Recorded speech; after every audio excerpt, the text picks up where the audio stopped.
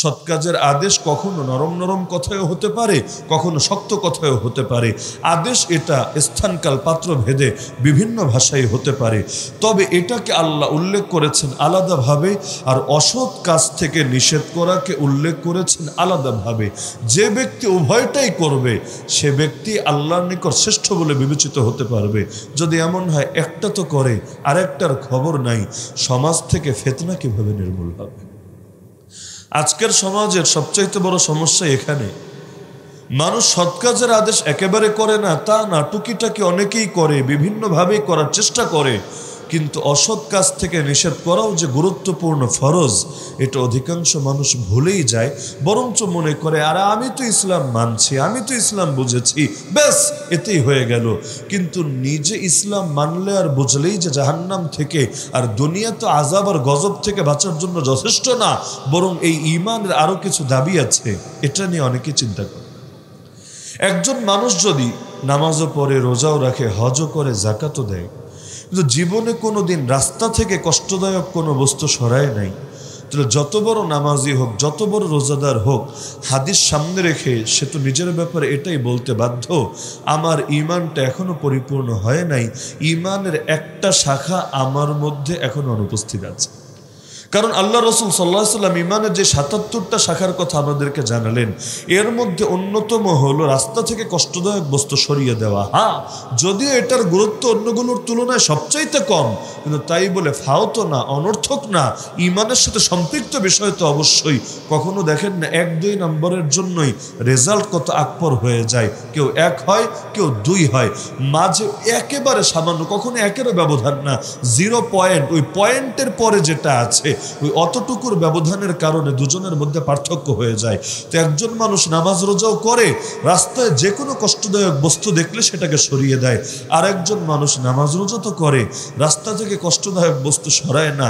উভয় ব্যক্তির ঈমান একইভাবে হতে পারে।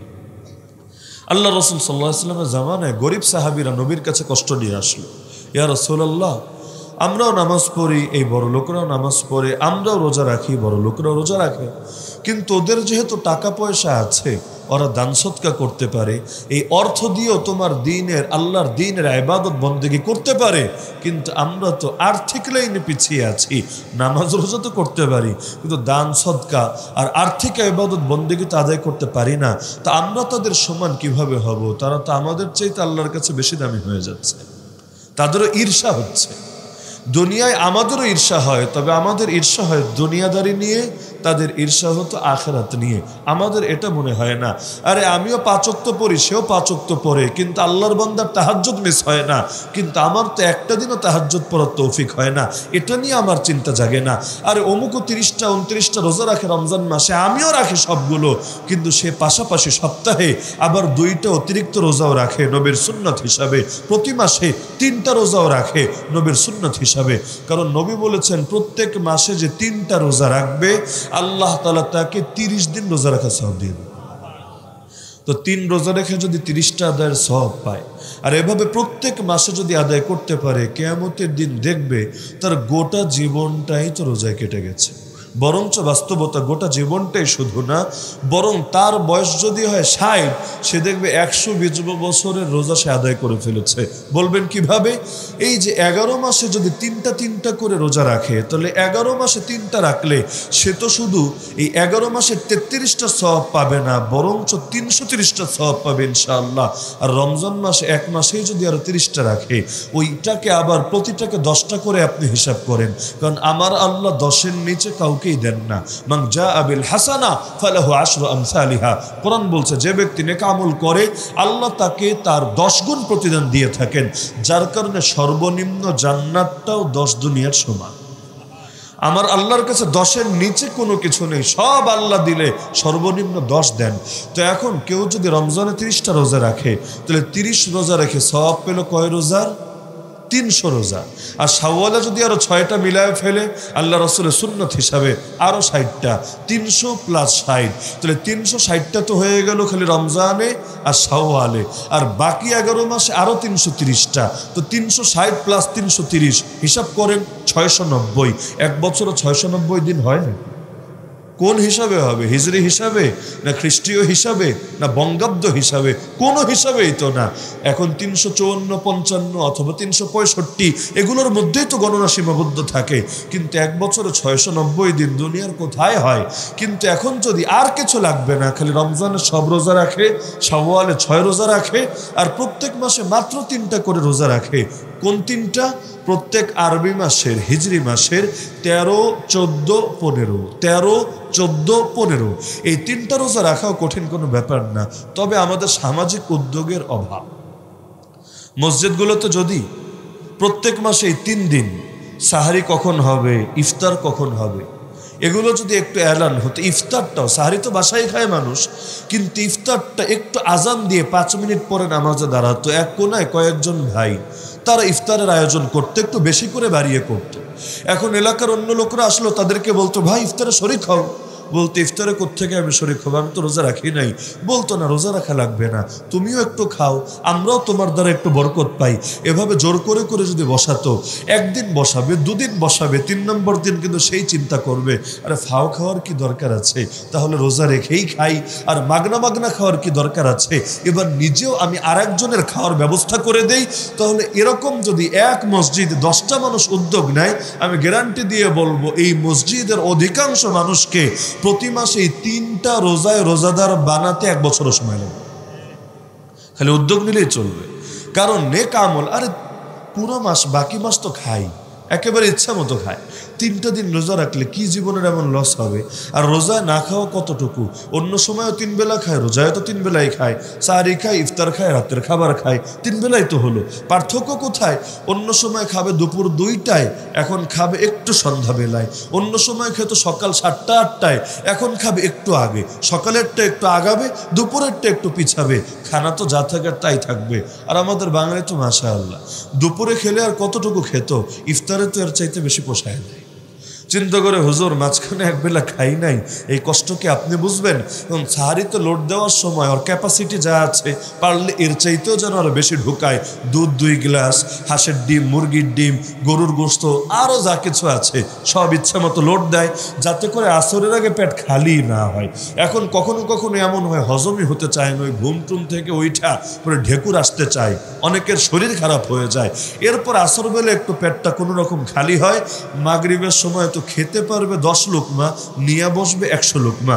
ভাবতে হবে এমন গোটা দুনিয়া খেয়ে ফেলবো, কিন্তু 4 গ্লাস শরবত খেয়ে দেখা যায় আর পেটেই টানে না, আর রুচিই হয় না। বাকিটা বলে, আচ্ছা নামাজটা পড়ে আসি, পরে দেখি বাকিটা খাওয়া যায় কিনা। এমনটা করে না কি করে না? রমজানে কিন্তু খাওয়া কমে না, অধিকাংশ মানুষের খাওয়া বাড়ে। হ্যাঁ, যারা জেলে আছে, আমাদের যে আলেমরাও ধরেন জেলে আছে, অথবা বিভিন্ন অভাবে বড় আক্রান্ত, বড় কোনো মুশকিলে যারা পড়ে আছে, তাদের ক্ষেত্রে এটা বলা সম্ভব যে রমজানেও তাদের খাওয়াটা আরো কমে। কারণ রমজান ইফতারের কি অবস্থা, এটা তো আল্লাহ তাআলা আমাদেরকে দেখার তৌফিক দিয়েছেন। তো সুতরাং ওইখানের বেলায় এটা বলা যায় আসলেই খাবারটা কমে। কিন্তু এমনি যারা গ্রামেও থাকে অথবা বস্তিতেও থাকে, এরাও বলতে পারবে না গণহারে রমজানে খাবার কমে, উপরন্তু অধিকাংশ মানুষের খাবার বাড়ে।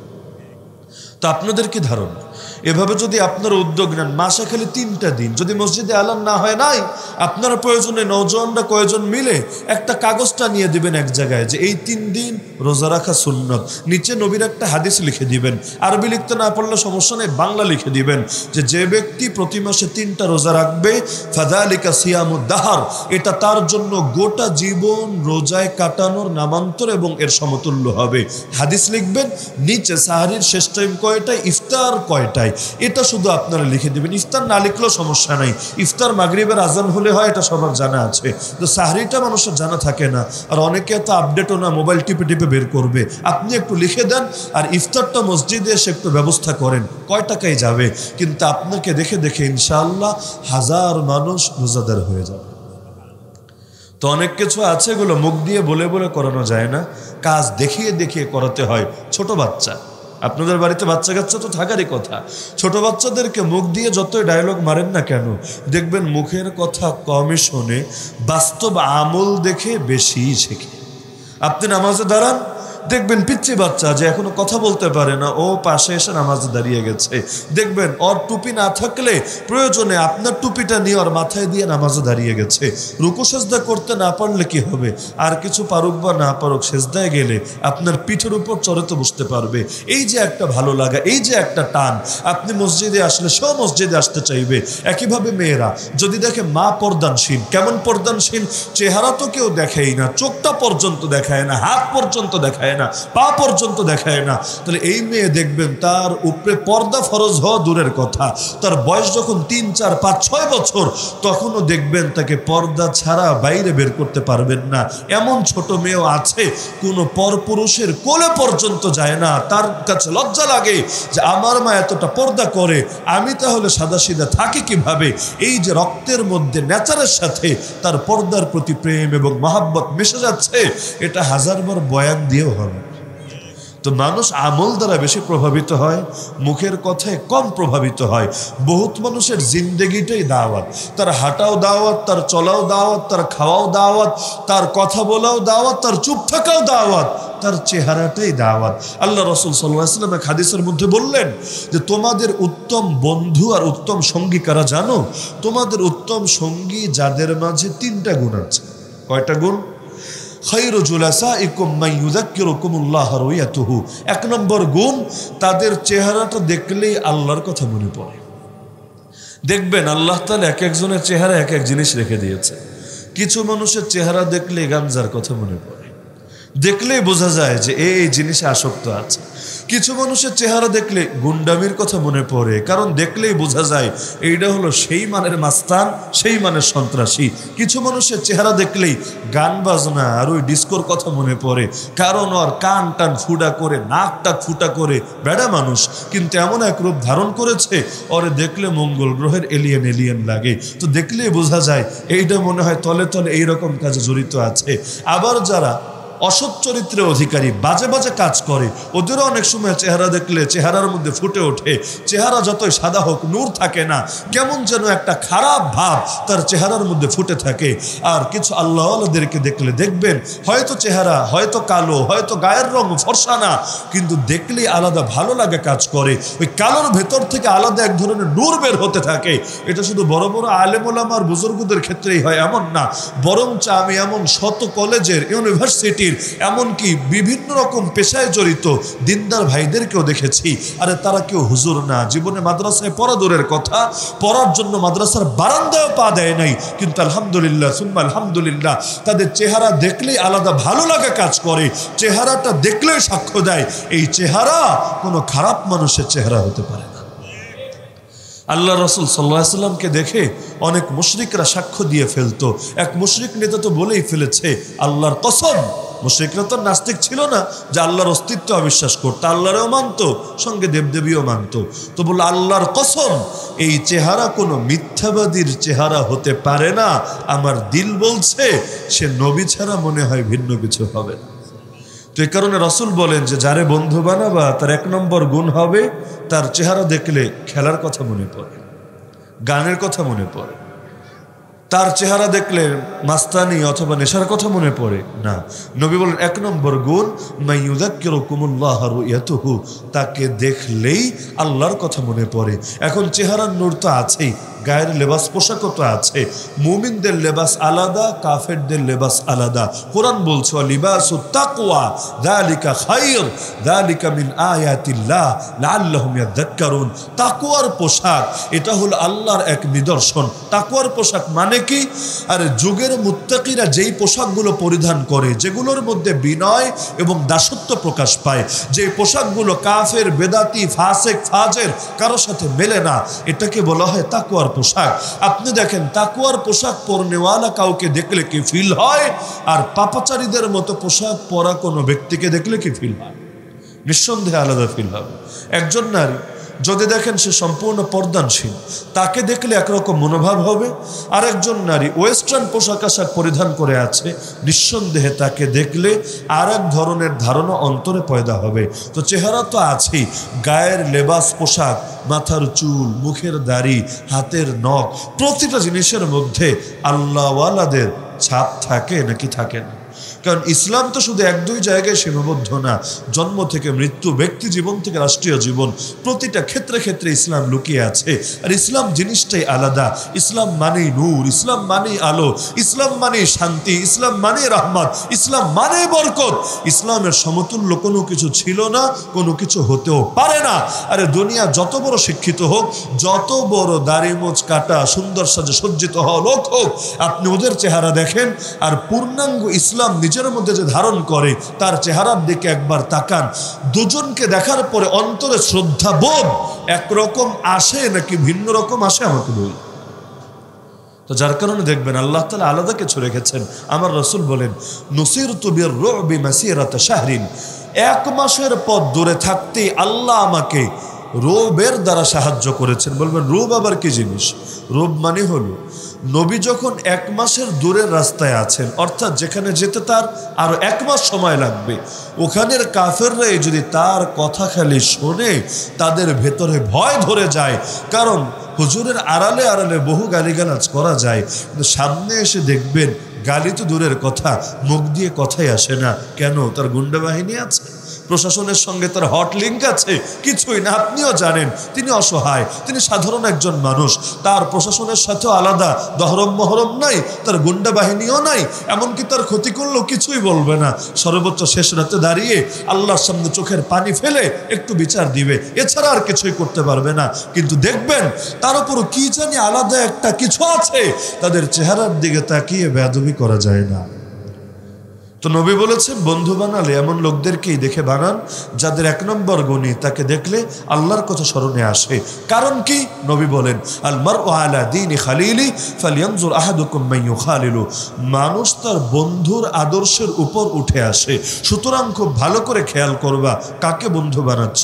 বাংলায় বলে, সৎসঙ্গে অসৎসঙ্গে সর্বনাশ। কেউ যদি ভালো হতে চায়, পবিত্র জীবন যাপন করতে চায়, কিন্তু সে ফ্রেন্ড সার্কেল চেঞ্জ না করে, ভালো মানুষের সাথে উঠা বসা না করে, আমি গ্যারান্টি দিয়ে বলবো 99.99% ক্ষেত্রেই তার দ্বারা এটা 100% সম্ভব হবে না। যাদের সাথে চলেন আর কিছু না, তারা খালি খেলাধুলা দেখে, খেলার ব্যাপারে আপডেট থাকে সব সময়। আপনি যতই আগ থেকে অনাগ্রহী থাকেন, দেখবেন ওদের সঙ্গে চলতে চলতে আপনার ভেতরে ওই ক্রিকেট, ফুটবল এগুলো টান এসেছে। এখন দুনিয়া কোন আলেমের কি হয়েছে এটা না জানলেও মেসি, রোনালদো, নেইমারের কি হয়েছে এটা আপনার খুব ভালো জানা থাকবে। বন্ধুরা যদি সিনেমা দেখে, দেখবেন আপনার ভেতরে সিনেমার প্রেম ঢুকেছে। বন্ধুরা যদি রাজনীতি করে, দেখবেন আপনিও কিভাবে কিভাবে রাজনীতির দিকে ঝুঁকে পড়েছেন। বন্ধুরা যদি নেশা টেশা করে, দেখবেন অজান্তে মাঝে মধ্যে 2-4টে টান আপনারও দেওয়া হয়েছে। বন্ধুরা যদি ব্লু ফিল্ম দেখে, দেখবেন আপনিও কিভাবে কিভাবে পর্নোগ্রাফির সাথে জড়িয়ে গেছেন। পরিপূর্ণ এই সোহবতের প্রভাব আপনার উপরে পড়বে। বিশ্বাস না হলে মসজিদে গিয়ে 1 ঘন্টা সময় কাটান দিনদার মানুষদের সাথে, এরপর বেরিয়ে এসে 1 ঘন্টা সময় কাটান দুনিয়াদার অশ্লীলতায় লিপ্ত মানুষের সাথে। এরপর অন্তরের অবস্থা কি এক হয় নাকি ভিন্ন হয়, নিজেই নিজেকে প্রশ্ন করে জেনে নিয়ে। তো মানুষ খুব বেশি আকর্ষণের দ্বারা প্রভাবিত হয়, একজন আরেকজনের উপর প্রভাব সৃষ্টি করে, এটাই সত্য, এটাই বাস্তবতা। এজন্য আল্লাহ রাসূল সাল্লাল্লাহু আলাইহি ওয়াসাল্লাম বলেছেন যে 1 নম্বর গুণ দেখবা তাকে দেখলে আল্লাহর কথা মনে আসে। 2 নম্বর গুণ, ওয়ায়াজিদু ফি ইলমিকুম মানতিকুহু, তার কথা শুনলে ইলম বাড়ে। দুনিয়াতে কিছু মানুষ আছে 10 ঘন্টা গল্প করবেন তার সাথে, কিন্তু ফাওয়ালাপ, এর দ্বারা আপনার জ্ঞান মোটেও বাড়বে না, উল্টো কমলে কমতে পারে, কিছু ভুল তথ্য আপনাকে দিতে পারে, জ্ঞান বাড়বেই না। কিন্তু হাবি জাবি এই আগডুম বাগডুম ঘোড়ার ডুম গল্প করতেই থাকবে। আর কিছু মানুষ বেশি কথা হয়তো বলে না, আপনি তার সাথে 20 মিনিট সময় কাটিয়েছেন, কিন্তু দেখবেন তার কথা শুনলেই খালি ইলম বাড়ে। সেটা হাদিসের ইলম হোক, আয়াতের ইলম হোক, আকীদার ইলম হোক, মাসালা মাসাইলের ইলম হোক, আদব কায়দার ইলম হোক, আখলাকের ইলম হোক, কোনো না কোনো বিষয়ের ইলম বাড়েই বাড়ে। তো এখানে এসেও একটা পার্থক্য দেখা যাচ্ছে। নবী বলছেন যাদের কথা শুনলে ইলম বাড়ে তাদেরকে বন্ধু বানাবা। কথা উল্টান, তার মানে যাদের কথা থেকে আমার ইলমি লাইনে কোনো ফায়দা পাওয়া যাবে না, তাদের সাথে বসে বসে আড্ডা মারার কোনো অর্থই হয় না। এ কারণে আমার নবী হেরা গুহায় গিয়ে সময় কাটাতেন নবুয়ত পাওয়ার আগে। কার সাথে বসে গল্প করতেন, কার সাথে বসে আড্ডা মারতেন, এমনকি খেলাধুলো তো বাচ্চা কালেও করেন নাই, তার টানে ছিল না এইদিকে। তো দুনিয়ার হালতটাই হলো এমন, কথা বললে এমন কারোর সাথে বলবেন যার সাথে কথা বললে জ্ঞান বাড়বে, না হলে এই কথাগুলো বলার দ্বারা জীবনটাই লস হবে। জীবন বলে কাকে? জীবন হলো কিছু সময়ের সমষ্টি। একটা করে ঘন্টা গেল মানে জীবনের একটা করে অংশ, ওই মোমবাতি যেভাবে গলে গলে পড়ে যায়, আমার জীবনেরও একটা অংশ গলে গলে চলে গেল। একদিন গেল, জীবনের এক অংশ গেল। জীবনের বিবেচনায় ফজরের পরে কি আর আসরের পরে কি, আমরা নয়তো বিবেচনা করি ফজরের পরের টাইম এটা হলো পড়ার টাইম, আসরের পরের টাইম খেলার টাইম। তো জীবনের বিবেচনায় দুটোই তো সমান। একটা অংশ গেল, জীবন শুধু ক্ষয় হলো, লয় হলো।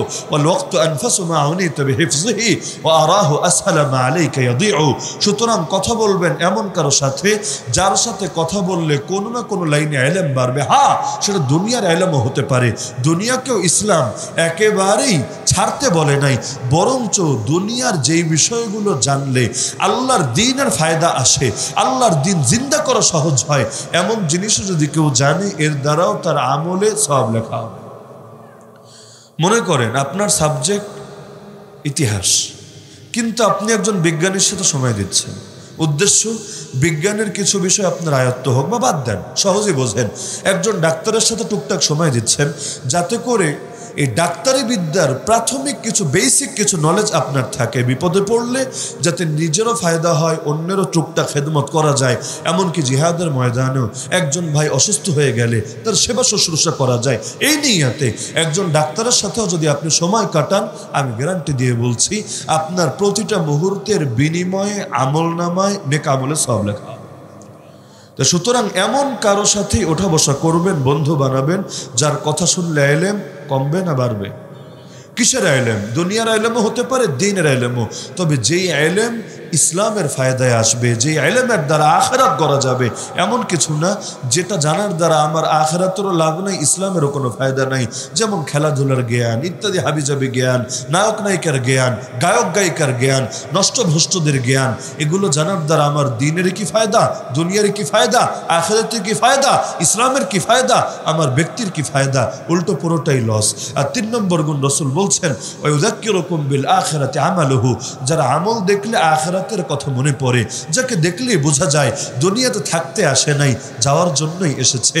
এহা হাম সব মুসাফির হে, ওহি আখির ঠিকানা, কোই আগে রওয়ানা হে কোই পিছে রওয়ানা।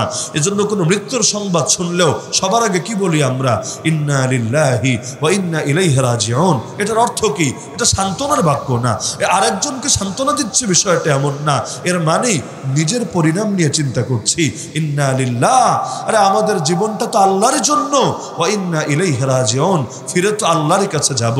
তো মরণের খবর শুনলাম আরেকজনের, কিন্তু আখিরাতের কথা স্মরণ করলাম নিজের ব্যাপারে। ইসলাম প্রতিটা ক্ষেত্রেই এই আদর্শই সামনে রেখেছে।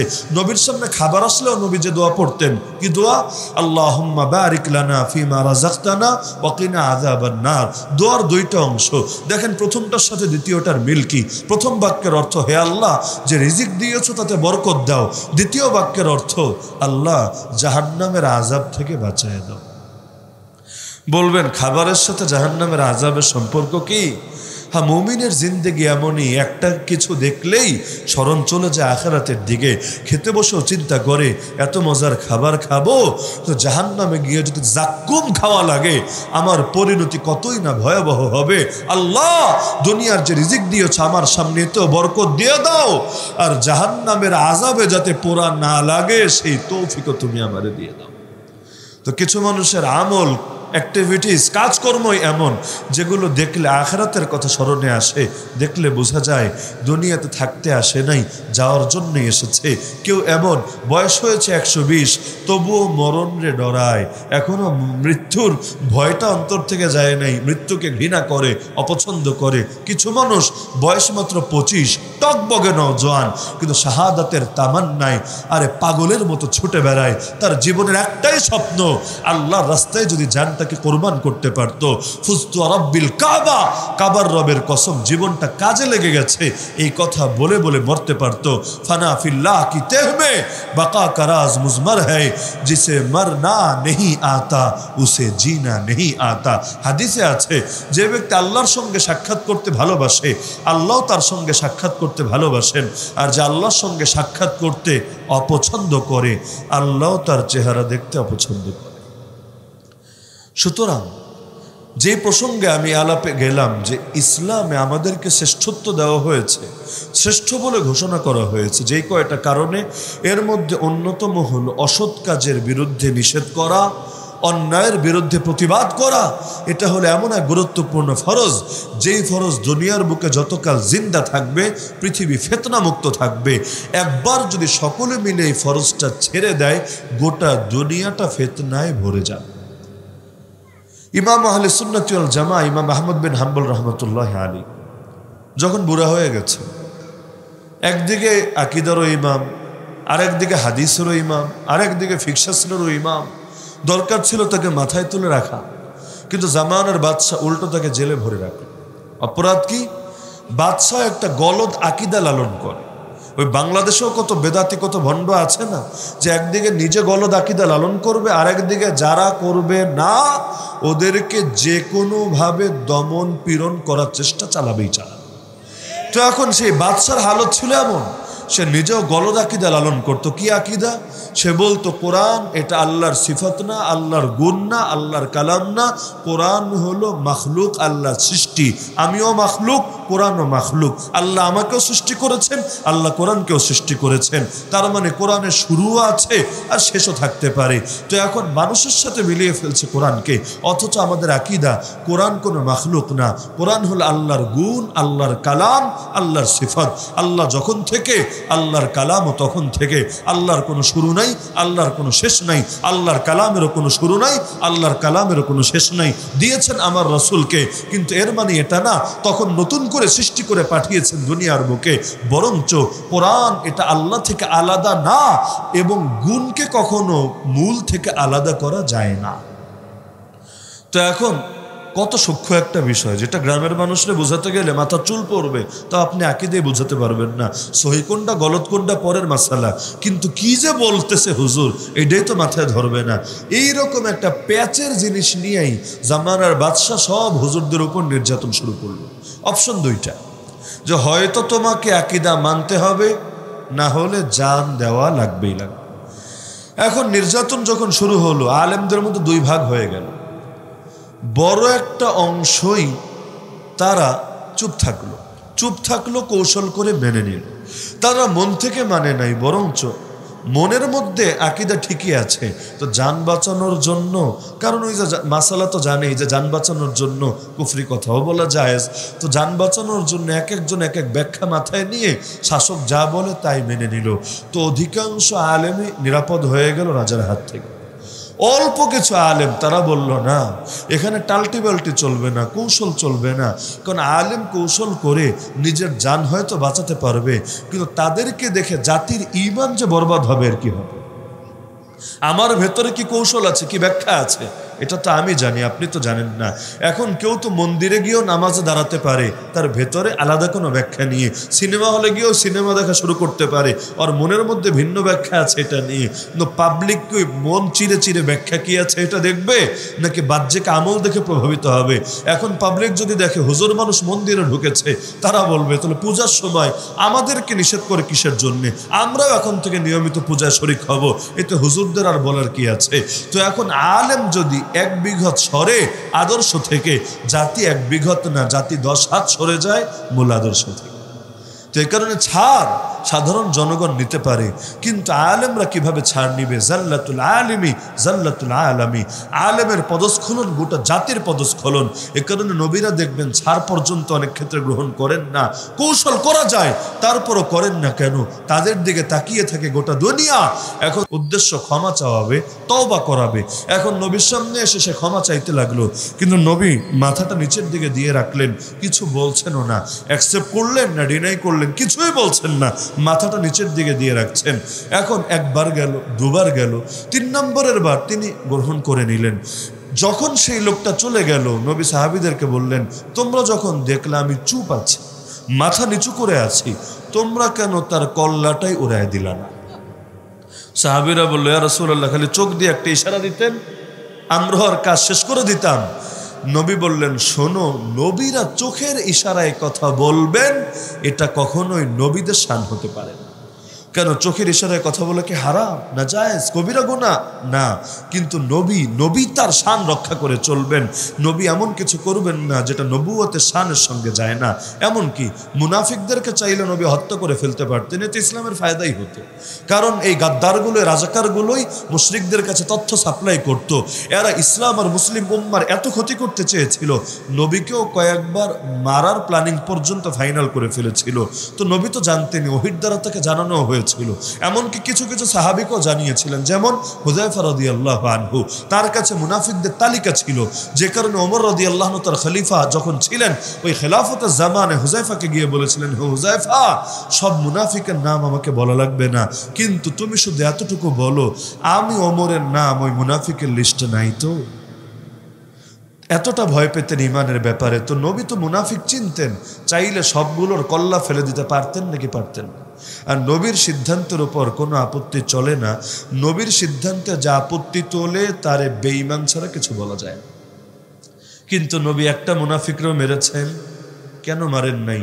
যে নবী তিনি তাদেরকে মারাকে হারাম মনে করতেন এ কারণে না, বরঞ্চ শুধুমাত্র এ কারণে, নবী তো জানেন এরা মুনাফিক, কিন্তু কপালে তো আর কারো লেখা থাকে না মুনাফিক। এখন মুমিনও লা ইলাহা ইল্লাল্লাহ কালেমা পড়ে, এরাও লা ইলাহা ইল্লাল্লাহ কালেমা পড়ে। নবী যদি এদেরকে মারেন, কেন মেরেছেন এটা তো নবী বুঝবেন আর তার ইমানদার সাহাবীরা বুঝবে। কিন্তু এটাকে সুযোগ বানাবে কাফেররা, মুশরিকরা। ওরা চারদিকে প্রপাগান্ডা ছড়াবে, দেখেছো, আর এই নবীর হাতে তার সাহাবীরাই তো নিরাপদ না, তোরা মুসলমান হইস না রে। কারণ একটু যদি এদিক সেদিক হয়, পান থেকে চুন খসে, 19 থেকে 20 হয়, তোদেরও কল্লা উড়িয়ে দিলেও দিতে পারে। তো এই যে ইসলাম ফোবিয়া ছড়িয়ে যাবে, এটা যাতে না ছড়ায়, এজন্য মাসালাগতভাবে ওদের রক্তপাত বৈধ হলেও নবী বিরত রেখেছেন নিজেকে। এমনকি যারা হত্যা করতে চেয়েছে তাদেরকে পর্যন্ত নিষেধ করে দিয়েছে। তো কত সূক্ষ্মদর্শী, কত দূরদর্শী চিন্তা ভাবনা আল্লাহ রাসূল সাল্লাল্লাহু আলাইহি ওয়াসাল্লামের। না হলে ১৫০০ বছর আগে সমাধান দিলেন, আজকের যুগে সমস্যা নতুন করে তৈরি হলো, এর সমাধান ১৫০০ বছর আগের হাদিসে কেমনে পাওয়া গেল? আরে মুজিজাই তো এখানে। নবী আজকের যুগের না, নবী কতকাল আগে চলে গেলেন এই দুনিয়া ছেড়ে, শুয়ে আছেন রওজায়ে আতহারে। তাতে কি এমন দূরদর্শী বার্তার মূলনীতি দিয়ে গেছেন যেটা কিয়ামতের একদিন আগেও আবেদন হারাবে না, প্রতিটা যুগে প্রতিটা দেশে একইভাবে খাপ খেতে থাকবে ইনশাআল্লাহ। তো এখন ইমাম আহমদ বিন হাম্বল রাহিমাহুল্লাহ, তিনি আর হাতে গোনা আরো 2-1 আলেম তার অটল থাকলেন, অবিচল থাকলেন। আমরা কোনো আপোষ করব না, কোনো কৌশল করব না, জান দেওয়া লাগলে জান দেব। কারণ আদর্শের জন্য জান দিলে ব্যক্তির মরণ হয়, কিন্তু আদর্শের নতুন জীবন লাভ হয়। ইসলাম নামক বৃক্ষের গোড়ায় পানি নয় বরং রক্ত ঢালতে হয়। কারবালার প্রান্তরে হুসাইনকে শহীদ করা যায়, কিন্তু হুসাইনের আদর্শকে মারা যায় না। আদর্শ এমন জিনিস, যখন তার শিকড়ে রক্ত ঝরে তখন সেটা নতুন করে শক্তি লাভ করে। এজন্য পৃথিবীতে এমন কোনো আদর্শ নাই যেটা জিন্দা হয়েছে রক্ত না পেয়ে, বরঞ্চ প্রতিটা আদর্শ রক্ত পেয়ে পেয়ে, রক্তের দ্বারা সিঞ্চিত হয়ে জমিনের বুকে জিন্দা হয়েছে। ইসলামের কথাই বলেন, আর গণতন্ত্রের কথাই বলেন, আর রাজনীতির কথাই বলেন, এমন একটা আদর্শের নাম বলেন রক্ত দেওয়া ছাড়া যেটা দুনিয়ার বুকে জিন্দা করা গেছে, কিছু নাই, নজিরই নাই। তা আদর্শের বিষয়টাই এমন। ইমাম আবু হানিফাকে মারা যায়, জেল থেকে লাশ বানিয়ে বের করা যায়, 1200 বছর পরও তার মহাব্বত মুমিনের দিল থেকে মোছা যায় না।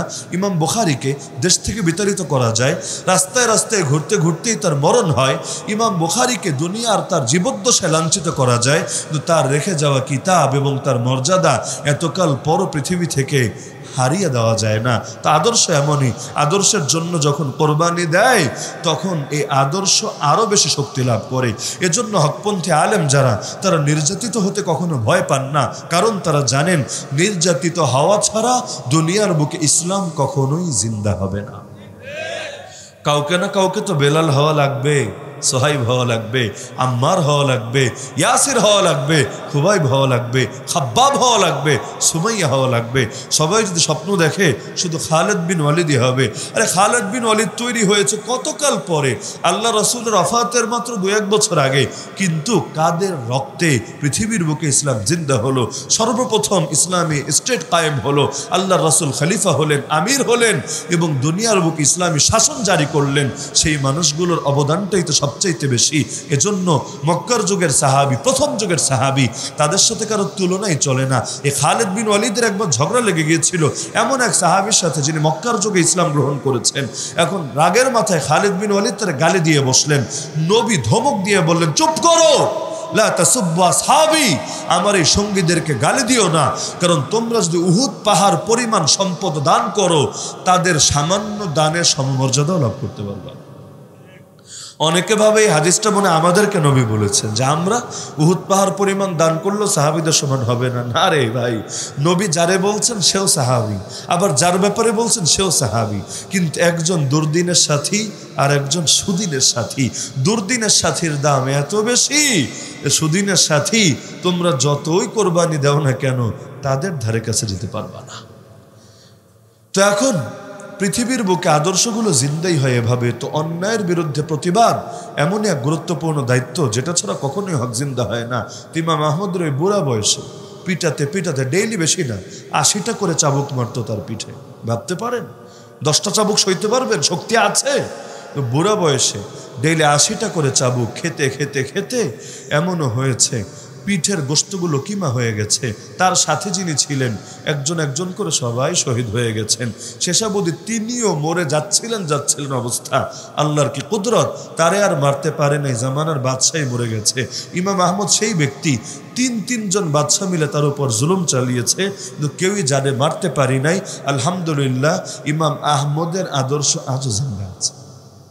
তো সুতরাং আমার একটাই দরখাস্ত, যতদিন আল্লাহ আপনাদেরকে জীবদ্দশায় রেখেছেন নিয়ত করেন অন্যায়ের সঙ্গে কখনো আপোষ করবেন না, বরঞ্চ অন্যায়ের বিরুদ্ধে সদা প্রতিবাদী থাকবেন। আল্লাহ যতটুকু সামর্থ্য দিয়েছেন তা দিয়েই, যেখানে হাত ব্যবহার করতে পারেন ওখানে মুখ ব্যবহার করবেন না, ওখানে হাতই ব্যবহার করবেন। যেমন আপনার ফ্যামিলি, আপনার বাচ্চা কাচ্চা, ওখানে শুধু মিষ্টি মিষ্টি বয়ান দিলেই চলবে না, বয়ানও লাগবে, প্রয়োজনে শাসনও লাগবে। নিজের ঘরেই যদি শরীয়ত জিন্দা করতে না পারেন, দুনিয়ার বুকে শরীয়ত কিভাবে জিন্দা করবেন? আগে সূচনা তো করতে হবে নিজেকে দিয়ে, তারপর ফ্যামিলিকে দিয়ে, তারপর সমাজকে দিয়ে, তারপর রাষ্ট্রকে দিয়ে। ইনশাআল্লাহ হতে হতে একসময় পৃথিবীর প্রতিটা ইঞ্চি ইঞ্চি মাটিতে, কিন্তু জিরো থেকেই যদি শুরু না করেন, 1 লাফে 6 তলায় উঠবেন কিভাবে? ধাপে ধাপে উঠলে তবেই এটা আপনার জন্য সহজ হবে, আর এতে বরকত পাওয়া যাবে। তো যেখানে হাত ব্যবহার করতে পারেন সেখানে হাতই ব্যবহার করবেন, যেখানে হাত পারেন না সেখানে মুখটা আল্লাহর হস্তে বন্ধ রাখবেন না, আর যেখানে হাতও হয় না মুখও হয় না সেখানেও খালি ঘৃণা কইরা কইরা বসে থাকেন না। অনেকে বলে ইমানের সবচেয়ে দুর্বল স্তর হলো শুধু অন্তর দিয়ে ঘৃণা করা। হাদিসের কোথায় ঘৃণা শব্দ আছে? দেখান আমাকে এনে যে হাদিসের এই বাক্যের মধ্যে ঘৃণা শব্দ আছে? নাই। হাদিসের শব্দ হলো ফালিউগাইয়িরহু, অন্যায়কে যেন পরিবর্তন করে দেয় হাত দ্বারা, না পারলে মুখ দ্বারা, না পারলে অন্তর দ্বারা। নবীর শব্দ হলো পরিবর্তন করে দিতে হবে, অন্যায়কে রুখে দিতে হবে, হাত দিয়ে, মুখ দিয়ে, অন্তর দিয়ে। আচ্ছা, শুধু ঘৃণা করলেই কি অন্যায় দূর হয়? আপনারাও তো ঘৃণা করেন, পতিতালয়কে ঘৃণা করেন না মহব্বত করেন? মদের বারকে ঘৃণা করেন না মহব্বত করেন? সমকামীদেরকে ঘৃণা করেন না মহব্বত করেন? আর ট্রান্সজেন্ডার ওরফে ট্রান্সগন্ডার এদেরকে ঘৃণা করেন না মহব্বত করেন? আমার তো এদের চেহারা দেখলেও বমি চলে আসে। বাস্তব এই যেই কয়টা ট্রান্সজেন্ডার বাংলাদেশে আছে, আরে এগুলো তো আবার মানুষের শয্যাসঙ্গিনী হওয়ার দাবি করে, ছেলেদের সঙ্গে শুয়ে খাটো নাকি আর কাঁপাবে, বাহ, কিন্তু এদের চেহারা মোবারকগুলো দেখলে আমার ভেতরে যা আছে খাবার দাবার সব ওয়াক করে মুখ দিয়ে বের হয়ে আসতে মনে চায়, এরকম একটা অবস্থা। তো সবাই মিলে ঘৃণা করলেই তো অন্যায় দূর হবে, তাই না? নাকি প্ল্যানিং করা লাগবে? অন্তরের কাজ হলো প্ল্যান করা, পরিকল্পনা করা। অন্তর দিয়ে পরিকল্পনা করলে আজকে না পারেন 20 বছর পর হলেও, 200 বছর পর হলেও একদিন না একদিন হবে ইনশাআল্লাহ। এই যে নিউ ওয়ার্ল্ড অর্ডার, সারা দুনিয়া এই নতুন এক সিস্টেমের অধীনে চলছে। ইহুদিরা সারা দুনিয়ার মধ্যে এই সিস্টেমটা জারি করেছে আজকের প্ল্যান দিয়ে না, 200 বছর আগের প্ল্যান দিয়ে। যারা স্বপ্ন দেখেছে ওরা শেষ, ওদের বাচ্চা কাচ্চা নাতি পুতি কয়েক প্রজন্ম শেষ, কিন্তু বীজ লাগিয়ে গেছে 200 বছর আগে, চারা ঠিকই বের হয়েছে 200 বছর পরে। ওরা পারে দূরদর্শী প্ল্যান করতে, আমরা মুসলমানরা পারি না। আরে আন্দোলনে নামবেন, একদিন আন্দোলন করার পর দ্বিতীয় দিন সকালে যদি ফল না পায়, ওরে আর খুঁজে পাবেন, অস্থির হয়ে যাবে। হুজুগে বাঙালি নামটা কি এমনি এসেছে? বাঙালিরা ময়দানে নামানো কোনো ব্যাপারই না। একদিনে একেবারে সবাইরে বয়ান বক্তৃতা দিয়ে নামাতে পারবেন তো নামাতে পারবেন, কিন্তু বেশি দিন ধরে রাখতে পারবেন না। হুটহাট যদি কিছু করতে পারেন তো পারলেন। এই দেশে দেখবেন রাজনৈতিক অনেক আন্দোলন ডাব্বা মারে, কেন? ওরা রাজনৈতিক নেতা হতে পেরেছে, ওদের অনেক অভিজ্ঞতাও থাকতে পারে, কিন্তু সমাজ বিজ্ঞানের মৌলিক কিছু নীতি ওরা বোঝে না। অন্তত ইমাম ইবনে খালদুনের আল মুকাদ্দিমা কিতাব, সমাজ বিজ্ঞানের উপর রচিত প্রথম বইটাও যদি বুঝে বুঝে বুঝে রপ্ত করতে পারতো, তাহলে একটা জাতিকে কিভাবে হ্যান্ডেল করতে হয়, জাতির পালস বুঝে বুঝে এভাবে আচরণ করতে পারতো। কিন্তু বাতাস খেয়ে খেয়ে বুড়াই হয়েছে, নেতাই হয়েছে, কিন্তু জাতিরে কেমনে হ্যান্ডেল করতে হয় এটা বোঝে না। জাতি এক না। আফগানের পাঠান যারা আছে ওরাও জাতি, আর আমরা যারা বাঙালি আছি আমরাও জাতি। আমেরিকায় যারা থাকে ওরাও জাতি, আবার ইন্ডিয়ায় যারা আছে গরুর মুট্টুত খায় ওরাও জাতি।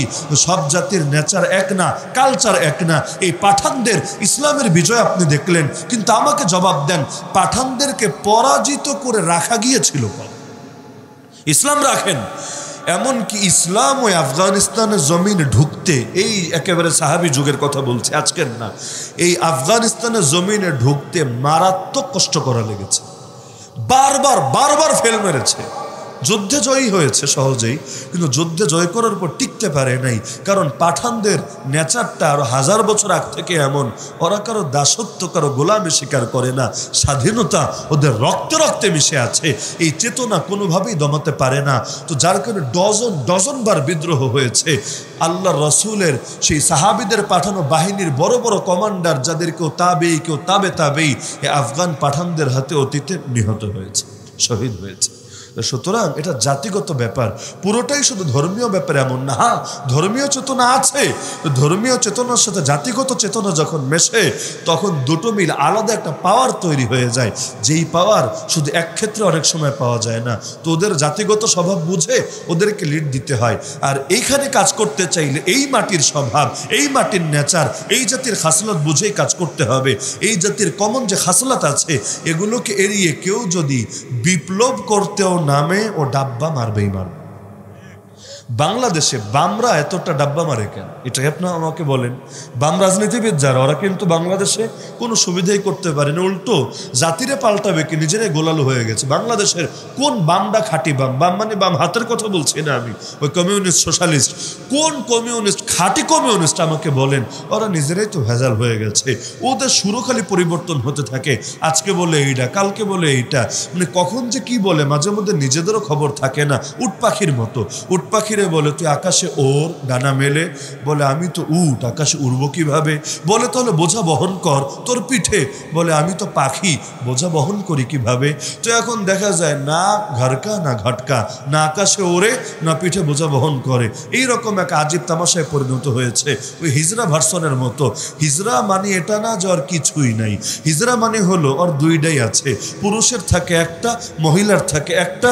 হিজরা হলো কামের লোক, তার থাকে দুইটা। তবে দুইটা থাকলেও কোনোটাই কামের না, না হতে পারে আব্বা, না হতে পারে আম্মা। এটাই তো বাস্তবতা। তো জিনিস দুইটা থাকলে কি হবে, দুইটার কোনোটাই কামের না। তো এখন অনেক সময় এসেই এই বাঙালি সেকুলার, বাঙালি বাম, এদের অবস্থা হয় এরকম। এমনকি অনেক বাঙালি নাস্তিকের অবস্থা এরকম। এরা না হতে পারে একুলের, না হতে পারে ওকুলের, না হয় এই পাশের খাঁটি, না হয় ওই পাশের খাঁটি। 1 চামচ ইসলাম, 2 চামচ সেকুলারিজম, 2 চামচ ইসলাম, 1 চামচ অন্য ধান্দা, এগুলো মিলামেশে আজীব এক ভার্সন তৈরি হয় বাংলাদেশে। কষ্ট পাচ্ছেন নাকি আপনারা? আমি আমার ক্ষুদ্র অবজারভেশনের আলোকে বলছি, এগুলো তো আর একেবারে ডাইরেক্ট কোনো কোরআনের আয়াতের হুবহু বক্তব্য না যে এটার সাথে ইখতিলাফ করা যাবে না, এবং এ ব্যাপারে আমার মতকেও মানে ভুল প্রমাণ করা যাবে না। যেতে পারে আপনার মত আপনার কাছে, তবে আমার কাছে ক্ষুদ্র অবজারভেশন এমনটাই মনে হয়েছে। তো বাংলাদেশেও রাজনৈতিক আন্দোলনই বলেন আর হুজুরদের ধর্মীয় আন্দোলনই বলেন, অনেক সময় ডাব্বা মারে শুধুমাত্র এ কারণে যে এই জাতির খাসলত তারা বুঝতে পারে নাই। জাতিকে ময়দানে নামানো সহজ, আর ময়দানে দীর্ঘ টাইম, লং টাইম ধরে রাখা এর চাইতে 1000 গুণ কঠিন। নামাতে কোটি লোক নামাতে পারবেন, বেশি না 1 মাসও ধরে রাখতে পারবেন। তো ইহুদিদের সাথে বড় একটা পার্থক্য হয়েছে, কেন দূরদর্শী চিন্তা।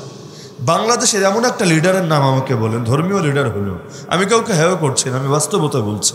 একজন লিডারের নাম আমাকে বলেন যার সামনে আগামী 50 বছরের প্ল্যান আছে। Plan A, plan B, plan C, এটা ফেল করলে ওটা, ওটা ফেল করলে এটা, এবং এমন কার্যকর বাস্তবসম্মত তরিকা, ওই বইয়ের থিওরিটিক্যাল জ্ঞান কপচিয়ে দুনিয়া চলে না, এমন বাস্তবসম্মত কার্যকর প্রক্রিয়া যেটা দ্বারা দুনিয়ার বুকে যদি গায়েবী ভিন্ন কিছু না আসে, তাহলে ধরেন গায়েবীভাবে কখন আজাব গজব এসে জাতীয় বরবাদ হয়ে যায়, এটা ভিন্ন আলাপ। কিন্তু স্বাভাবিক দুনিয়া যদি স্বাভাবিক নিজামে চলে, তাহলে তার এমন দূরদর্শী প্ল্যান পরিকল্পনা আছে, আগামী 1 বছরে এটা করবে, পরের 2 বছরে এটা করবে, পরের 10 বছরে এটা করবে, এভাবে এক সময় ধীরে ধীরে ইসলামকে জিন্দা করে ছাড়বেই। এমন প্ল্যান কয়জনের আছে? থাকলে আমাকে বলেন। কিন্তু নাস্তিকদের আছে। এই যে শিক্ষা ব্যবস্থায় প্রত্যেক বছর একটু একটু একটু করে বিষ ঢুকাচ্ছে, চাইলে তো পুরোটাই ঢেলে দিতে পারে। একসাথে ঢালে না কেন? কারণ তারা জানে একসাথে ঢাললে জাতি খাবে না, স্লো পয়জন দিচ্ছে, ধীরে ধীরে একটু একটু রয়েস হয়ে দিচ্ছে। অনেক সময় আছে এক লগে পুরোটা দিলে পারে না। জিম করতে যান, একেবারে প্রথম দিন যদি ভারী ওয়েট আপনি বহন করতে যান, দেখবেন আরো ক্ষতি হয়েছে, ইনজুরিও হতে পারেন, গায়ের মধ্যে পানিও জমতে পারে, অনেক ক্ষতি হতে পারে।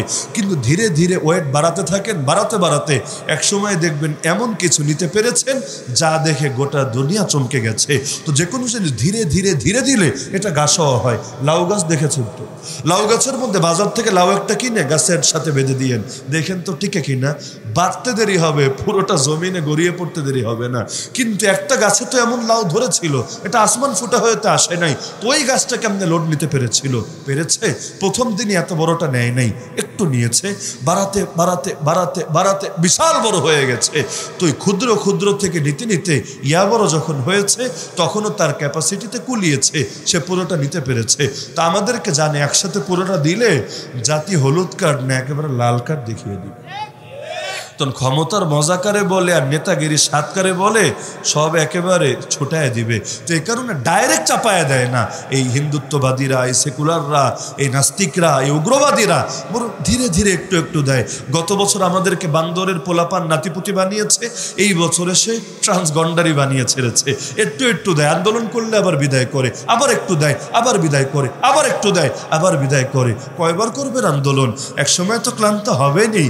আবার আন্দোলন করতে গিয়ে 10টা নিয়ে করবেন, 2টা তো নজরের বাইরে থাকতে পারে, 10টা সরালো, 2টা টিকে গেল। এভাবে একটু একটু বাড়াতে বাড়াতে একসময় গোটা প্রজন্মটাকে বেঈমান বানিয়েছে। এখন বাংলাদেশে প্রতিবাদ হচ্ছে স্কুল কলেজের সিলেবাস নিয়ে। কেন? আলিয়া মাদ্রাসা সিলেবাস নিয়ে যদি বলতে শুরু করি, 2 ঘন্টা সময় দিলেও এই আলিয়ার বইয়ের মধ্যে কি কি শয়তান ঢোকানো হয়েছে এটা বলে শেষ করতে পারবো না। আরে আলিয়া হোক আর কৌমিয়া হোক, আলিয়া হলো নামে মাদ্রাসা, তো একটা মাদ্রাসার বেসিক কিছু আদর্শ থাকা লাগে, নাহলে ওটাকে মাদ্রাসা বললে মাদ্রাসার নামের অপমান হয়। তো এখন নাম দিবা মাদ্রাসা, কিন্তু কাজে তুমি কোনো শয়তানি ঢোকাতে, ভণ্ডামে ঢোকাতে বাদ রাখবা না। এর চাইতে বড় ধর্ম অবমাননা কিছু হতে পারে? এগুলো সবই কি অ্যাক্সিডেন্ট? সবই কি বিচ্ছিন্ন ঘটনা? কাদেরকে নিয়ে বসায় এগুলো বানানোর জন্য? এই বইগুলো কি মঙ্গল গ্রহ থেকে ছেপে আসে? এলিয়ানরা লিখে লিখে দেশে পাঠায়? না, এগুলোর পেছনে কোটি কোটি টাকা ব্যয় হয়। ওই টাকা আসে কোত্থেকে? আপনার ঘামের টাকা, আপনার রক্তের টাকা, আপনার কষ্টের টাকা।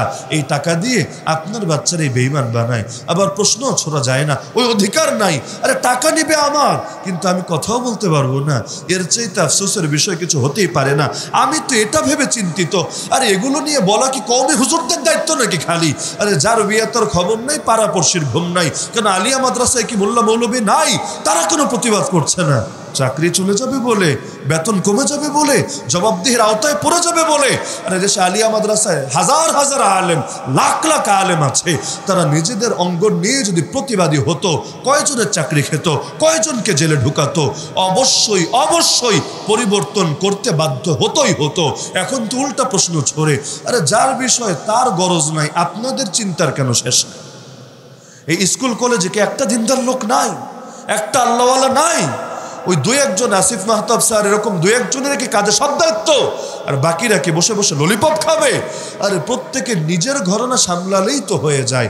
আরে কওমিতের এমন বহু ঝামেলা দেখা দিয়েছে, এগুলো নিয়ে আন্দোলন করেই তো শেষ করতে পারছি না। আমাদের আলেমদেরই তো 3 বছর হয়ে গেল, এখনো মুক্ত করতে পারলাম না। তো এখন নিজেদের বিষয়গুলো নিয়েই তো পেরেশান।